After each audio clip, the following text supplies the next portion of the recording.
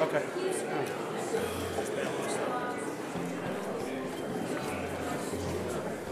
Hey.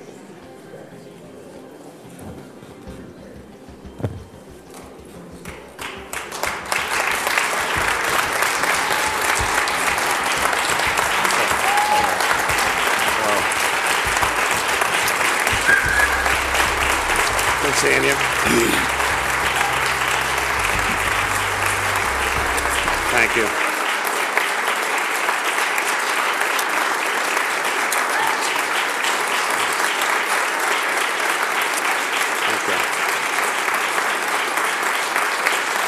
Thank you.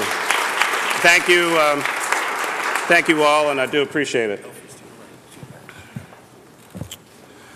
Hello to my fellow Philadelphians. In the last 5 years, together, we have weathered many crises, managed through hard times, and set a foundation for a stronger, more diverse, and prosperous city, and a growing Philadelphia as well. 9,000 new citizens, according to the latest Census Bureau report in the last day or so. Today, I want to talk about our future, not our past. But through it all, we have depended on the resilience of our great citizens and on the dedication and hard work of our public employees. People like John Elfrey, Deputy Managing Director for the Office of Transportation and Utilities.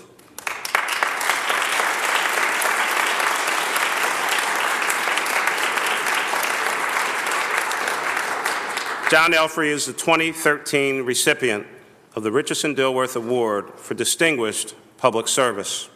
A true professional, John has spent almost 3 decades serving the city of Philadelphia. Please recognize him one more time as he represents the many city employees committed to good government and excellent service. John, thank you so much.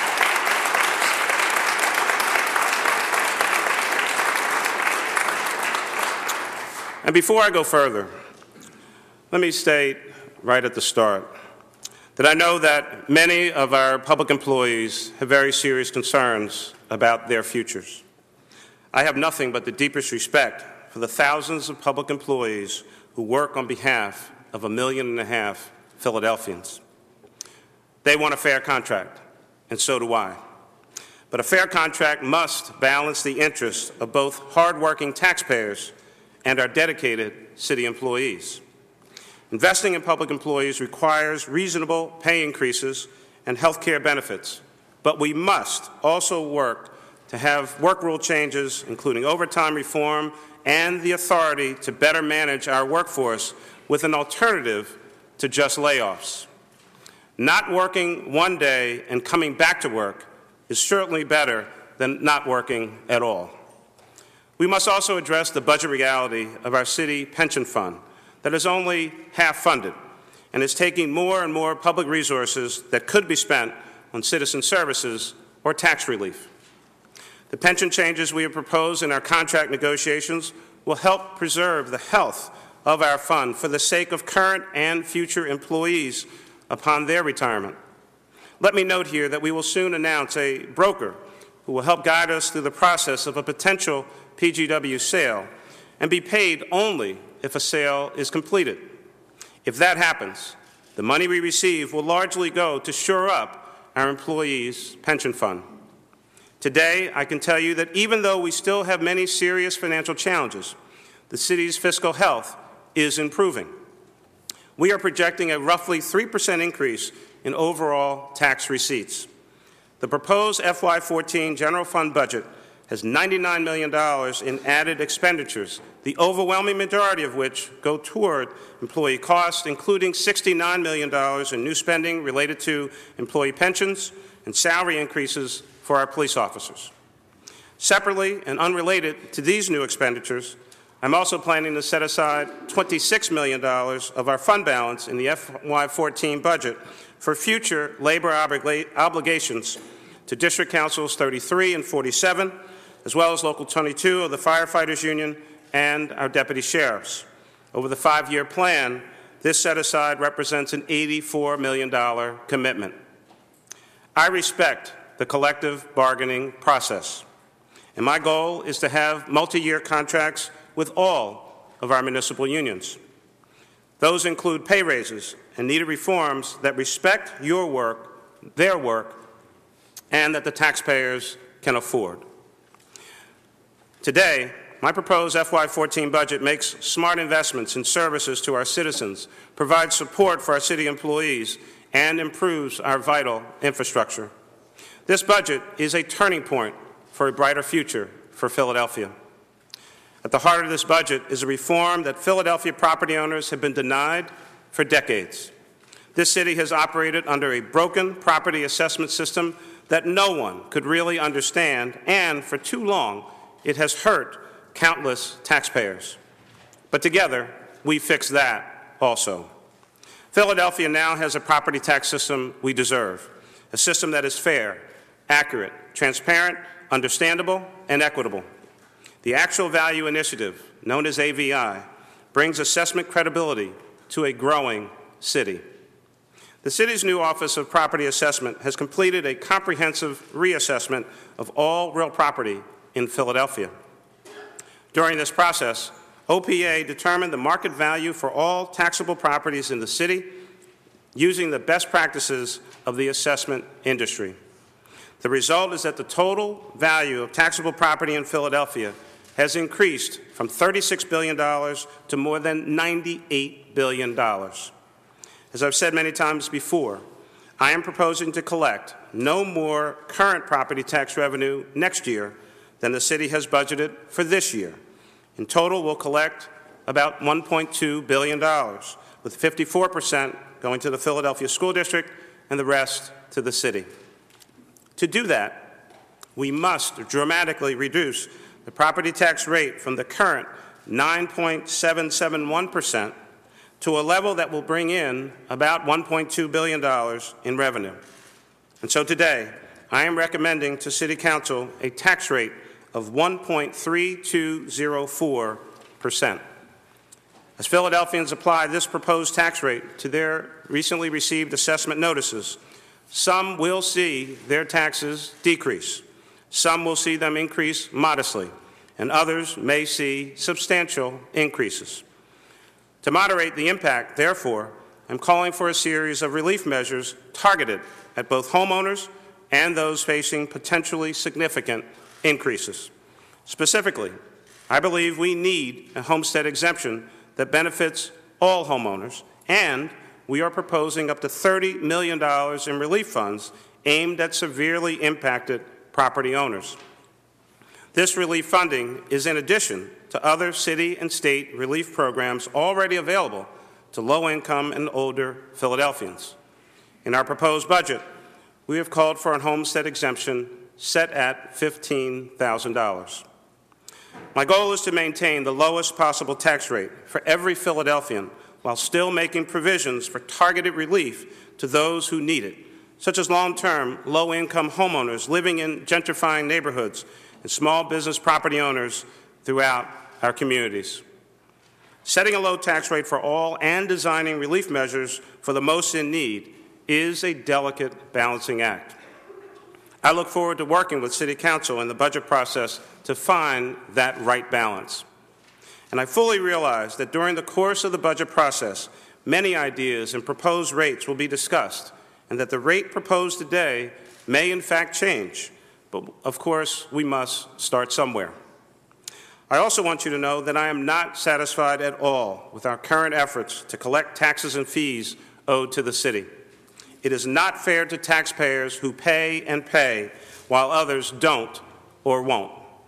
Last month, we launched a new multifaceted delinquent tax collection strategy. Technology upgrades will help the Revenue Department to target tax delinquents based on a variety of factors and to determine what methods are most effective to get the payments that we are owed. We'll also need support in City Council and the Pennsylvania General Assembly as we pursue new legal authority to collect what is owed and deter future non-payment. To significantly increase revenue collection, we will be establishing a Chief Revenue Collections Officer position who will oversee all collection efforts across the entire city government and craft more efficient methods for collecting those revenues. This recommendation came directly from the FTI consulting report that we released last month. Obviously, when we do a better job at collecting taxes, the Philadelphia School District, which is clearly confronting massive fiscal challenges, will have more resources to educate our children. Last week, Superintendent Height and the School Reform Commission made the hard decision to close 23 schools. After a substantial budget shortfall in 2012, the district is taking vital steps toward fiscal stability with school closures and other needed cuts. But the district alone can't solve this problem. As you all know, our administration, working with City Council, we've increased funding for schools 2 years in a row, and now we need additional support from the Commonwealth of Pennsylvania. I certainly will be lobbying in Harrisburg for critical education reforms, an increase in the basic education subsidy, a funding stream similar to the charter school reimbursement formula, and the adoption of a weighted student funding formula. We are not asking for any special treatment from the state. We are asking that Pennsylvania lives up to its constitutional responsibility to provide our children with, quote, a thorough and efficient education, end quote. Let me return to the school closures issue for a moment. It was the tough but proper decision. And now, district students and their parents need our help through the transition process. We need to ensure that young people have safe routes to and from their schools. And I assure you that my administration will work with the school district and certainly City Council to expand safe corridors. At the receiving schools, the city and the school district will coordinate our efforts to create a positive, blended culture to build a safe, welcoming environment in every school for every student. Students and teachers must be safe in their schools. As you know, a vibrant city demands a range of investments in our neighborhoods. Our proposed budget does just that. Over the next 2 years, we will invest $5 million to modernize our free library branches. We expect to be able to match this investment with support from philanthropic partners. We will invest an additional $1 million to expand branch library hours to benefit young people, job seekers, and seniors. This would include fully funding the LEAP after-school program. We're also investing $624,000 in our Key Spot public computer centers to continue offering internet service and access and educational classes and computer tutorials to Philadelphians all across the city, and to ensure that the Community College of Philadelphia is a viable higher education option for our young people and those young at heart, adult learners and returning students alike.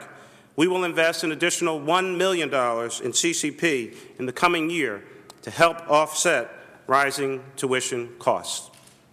We're also improving the way we maintain and renovate our city buildings and facilities. We will hire a total of 30 new employees in the Department of Public Property over this year and next to revitalize police and fire stations and other city buildings in need of maintenance. And with a full year of funding, we will deploy 40 employees to the Department of Parks and Recreation facility maintenance teams to maintain our pools, our parks, our playgrounds, and recreational buildings, and to undertake small capital projects. A more efficient and less costly government must invest in new technology and systems to develop 21st century best practices.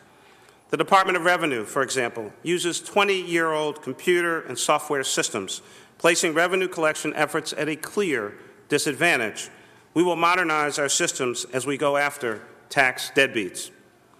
I will be looking more closely at implementing many of the common sense cost-saving recommendations from the FTI report. We expect to capture more than $63 million in savings and increased collections during the 5-year plan. In addition to the AVI reform, we're calling for more tax reduction in the next fiscal year in support of job and business growth. Beginning July 1st, we will restart the wage tax reductions that had been suspended during the recession. I sent legislation to City Council that will set annual wage tax reductions through fiscal year 18.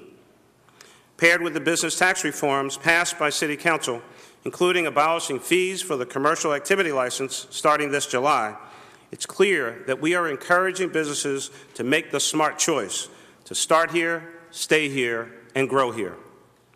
To be a great city, we must also be an increasingly safe city. And we'll be making investments in public safety to advance this critical goal as well. We will spend $2.1 million in FY14 to make improvements to our firehouses across the city. We're also allocating $4.7 million for new self-contained breathing apparatus, air bottles, and 35 new Jaws of Life. In January, the Philadelphia Fire Academy graduated a class of 148 fire cadets and 21 fire service paramedics. In June, 160 cadets in 2 more classes will start their training and finish in November of this year. Finally, violent crime has declined during the first half of the current fiscal year, showing that our community policing model and increased police presence in high-crime areas is working. But clearly, of course, you know, we have much more to do. During FY14, the Philadelphia Police Department will hire more police officers to maintain a sworn strength of 6,525 officers. While these new boots on the ground and under the impressive leadership of Commissioner Charles Ramsey, we will make Philadelphia a safer city, working in partnership with neighborhood community groups and using our stronger safety surveillance system.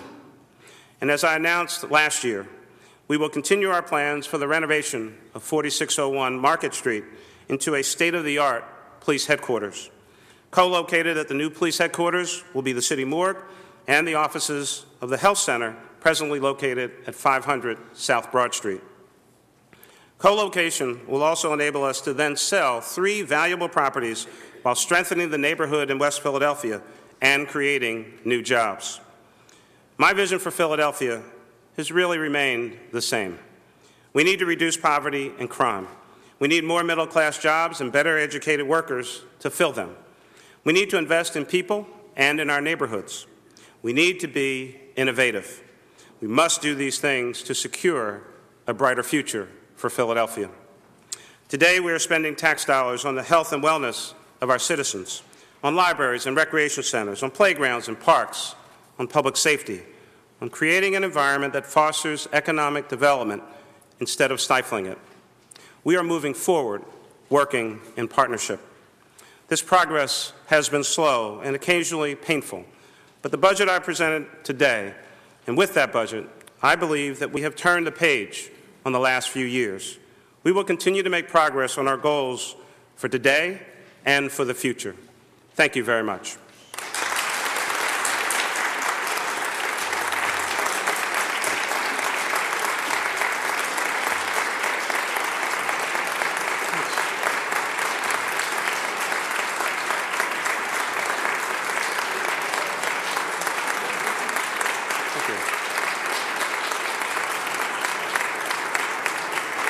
Thank you.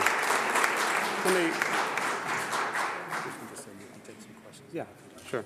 Be glad to take any questions from the news media. I do want to recognize that Councilman Bill Green is here. I don't know if there are any other elected officials, but Councilman, I appreciate your presence this afternoon. Yes.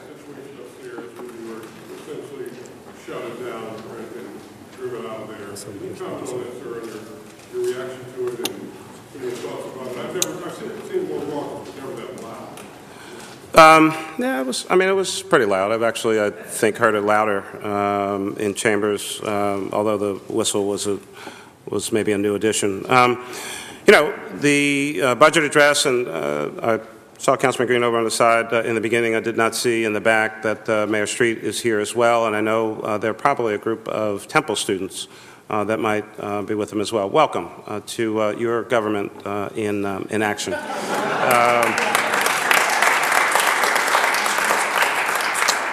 Vernon, to your question, so, you know, this year, actually for me, is the 30th, it's really, maybe 31st, but I mean, I really kind of got actively engaged very directly in politics back in 1983 through my work with now the late Councilman John Anderson. and I've been to a lot of council sessions in my time. Before I was in elective office, and I was a staff person, and while I was a council member, and obviously as mayor. So I've seen some activity upstairs. I think that, the situation was pretty obvious. I think going into it, everyone knew that it was going to be a pretty loud day. I take my responsibilities very serious. Today is the day to present a budget. The tradition, of course, has been that the mayor comes, delivers some level of remarks, and obviously I was very prepared to do that and started the speech. What I didn't realize was, because I was delivering a speech, was that obviously now there was some activity going on either behind me or in front of me, but I was delivering my remarks. And what actually happened, as best I can glean from it, the session may have been, apparently was recessed by motion and vote. And so at that point, the council is recessed. I saw some of the members moving around. So it's a little difficult to give, a budget speech to members who are not there in a session that's been recessed. So that was a decision made by, the members and the president. I'm a guest at those kinds of sessions. It is the council chamber, which I have respected from the moment I walked in City Council chambers somewhere in late 1981. It's their house, and I think the tragedy here is that no matter what is going on, the council chambers, I would suggest, much like the House and the Senate in Harrisburg, the House and the Senate in Washington, any legislative chamber, its grandeur and its history just deserves a certain amount of respect in the chamber. I'm, I guess kind of dismayed that all of that activity would be so disrespectful to City Council as a body in their own chamber, and that at some point the crowd would not quiet down. This is Philly, so this is free speech capital, at least of the United States, if not the world. But council chambers is a place that does, I believe, deserve a certain amount of dignity, respect, and decorum.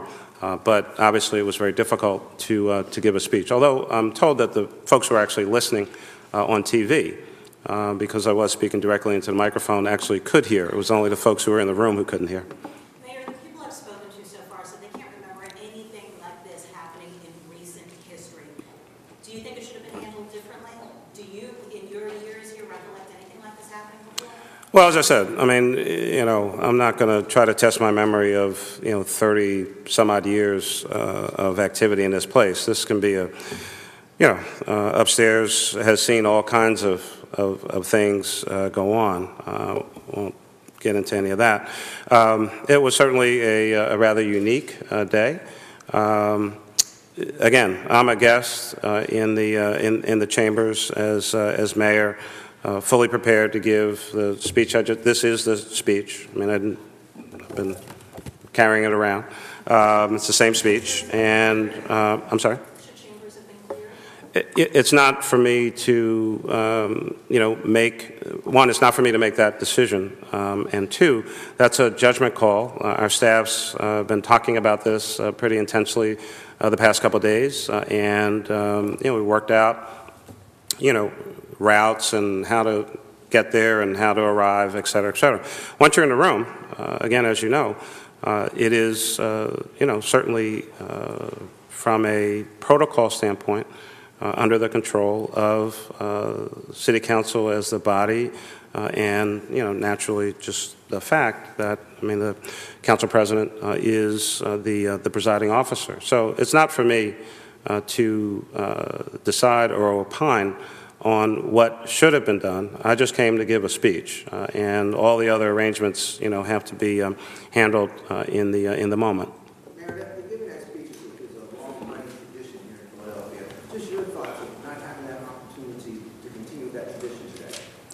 Well, Harry, I started, and certainly had the opportunity to communicate with the citizenry through the power of technology, which I just did about 15 minutes ago. The bulk of the folks who would hear that speech, of course, just due to space limitations, are never going to be in the chambers. They're going to be at home, or they're going to read it in the paper, or hear it on the radio, or a live stream, or I don't know if we did that today, but they're going to see it on Channel 64. You all are covering it. You're here. It's a part of the whole operation. So I think it's unfortunate how things worked out. My goal was to give a budget address, deliver a budget. The budget was delivered earlier today. I gave the budget speech that I planned to give, and at least many of the citizens will be able to see it either through your station or Channel 64, hear parts of it on the radio. So, I mean, I think I accomplished what we wanted to accomplish, which was a well-written speech, hopefully well-delivered, and communicate what the budget is about. All the other issues, are kind of known out in the marketplace. Mayor, are you embarrassed at all by what happened up there? And then also, how worried are you that this could potentially create a divide among council members in terms of getting this actually through council budget? Well, to your first question, I mean, there's nothing for me to be embarrassed about. I came to give a speech. I tried to give a speech. The circumstances and conditions were such that the chamber, or the body, rather, recessed its session. So at that point, at least in terms of council members, there was really kind of no one to give the speech to. So, I mean, nothing for me to be embarrassed about. I came. I'm a guest in someone's place, and things got a little chaotic. In terms of, I don't necessarily know that the budget itself, is, the big controversy of the day. I think the more obvious answer there is that, we have ongoing contract either negotiations or at least one matter in court in terms of an appeal. That is really kind of the central focus. Council members were briefed on the budget. Quite frankly, this is a budget that, as I said in the speech, is seeking to turn the page. We're making some investments for a change. We didn't send up a budget that seeks to increase taxes. We didn't send up a budget that seeks to, dramatically reduce services. We're actually trying to move forward. So I think we really have to kind of separate the two circumstances. There are a number of union members who are very concerned, and I understand that concern, and they're very vocal about wanting a contract. I'd like a contract too, but I need one that the citizens of this city can afford. We have two, for the AFSCME unions, we have 2 raises on the table, and we'll restore step and longevity increases. I mean, for some employees, we're talking about thousands of dollars that they would pretty much immediately see. For DC 33, a $25 million contribution to their health and welfare fund over a 2-year period of time. We do need some other reforms. Our pension fund is only 50% funded. So we want new employees to go into a different kind of pension plan. We need to reform how we calculate overtime and the ability to, rather than only have as a tool for managing our costs, that we would lay someone off, which I don't want to do, but rather have the authority to give that person a 1-day furlough, and then they come right back to their job the next day. As I've said before, it just seems to me that having a job always beats not having a job, and the ability to get that flexibility and save money at the same time on the purely human side, let alone the public policy side. On the human side, for me, I don't want to see our public employees lose their jobs because of the economics or a potential downturn in the economy, as opposed to better managing them from a workforce standpoint, and that they get to hold on to their jobs. So, I mean, those are the main issues. That's what we're kind of grappling with. And firefighters, we've been back and forth about the cost and some of the elements of the arbitration award, and that's why we're in court. Mike, or you guys figure it out. Troy, I need to give me a little.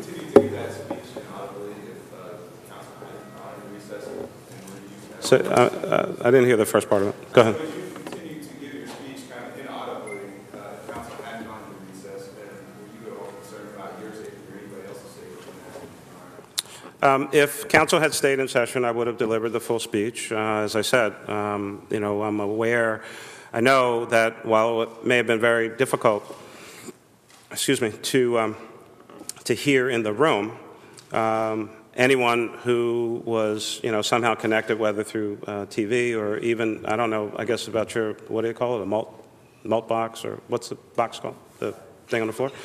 I'm going to assume that you all were probably getting sound and could hear. I mean, I was raising my voice a little bit, trying not to lose it, lose my voice. But so the only folks who couldn't hear were people in the room. But if you were connected to that box or were watching on television, you could. So if it was a longer answer than I should have given you. If council stayed in session, I would have finished the speech, notwithstanding, you know, some of the ambient noise in the room.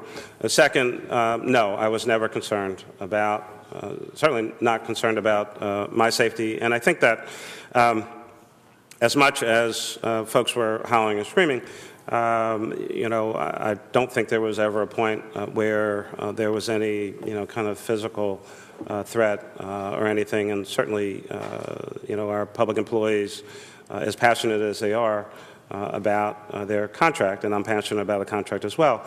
I mean, I think that, you know, everyone understands that, you know, there's a line that you shouldn't cross in that regard. Shouting is one thing, and all the other stuff is something else. So I felt fine. Mike?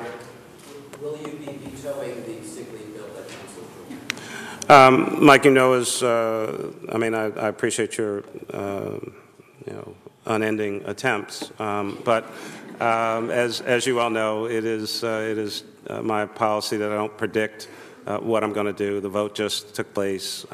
We have some time on that. I've expressed previous views on that particular bill. Those views have not changed, but I don't make predictions about what I'm going to do. When I decide what I'm going to do, you'll be one of the first 15 people to know. Thank you. But unlike other measures for which you hold to that policy, you did veto this virtually the same legislation 2 years ago. Right. Your Commerce Director spoke at length in opposition, and you come out and say you're going to be removing that veto. I appreciate your effort. It is my policy that I don't predict what it is that I'm going to do, but you know what my position is on the legislation from previous measures. Any other questions? Mayor, just one more follow-up to my first question. Sure. We can now hear these folks outside, well, I can anyway, hear them outside yelling. Well, I can barely hear you, so give me. We can now hear protesters outside a little bit. Right. Inside this building, they're still keeping this up. I talked to one council member upstairs who says, you know, this is now going to become a turning point in your political career. Your thoughts, your response to that? I'm just asking you. Yeah, you know, I appreciate that, and I know you're passionately concerned about my political career. There have been a lot of predictions made about my political career. The first, of course, was that I could not get elected mayor. I think that one was wrong. I think this has nothing to do with my political career. It has everything to do with the future of this city, trying to reach agreement on contracts that are fair to our public employees and fair to the taxpayers of this city. The taxpayers have to pay the tab. And when you have the kind of numbers that we're looking at, a pension fund that's only half funded, health and pension fund costs are consuming about 25% of our entire budget. Before we put the first police officer out in the street, open a rec center, put, you know, water in a swimming pool or anything else. So we have to get these costs under control. When I announced that I was going to run for mayor, what I said was that there were significant changes that needed to be made, notwithstanding the politics. The citizens gave me the great honor to be elected.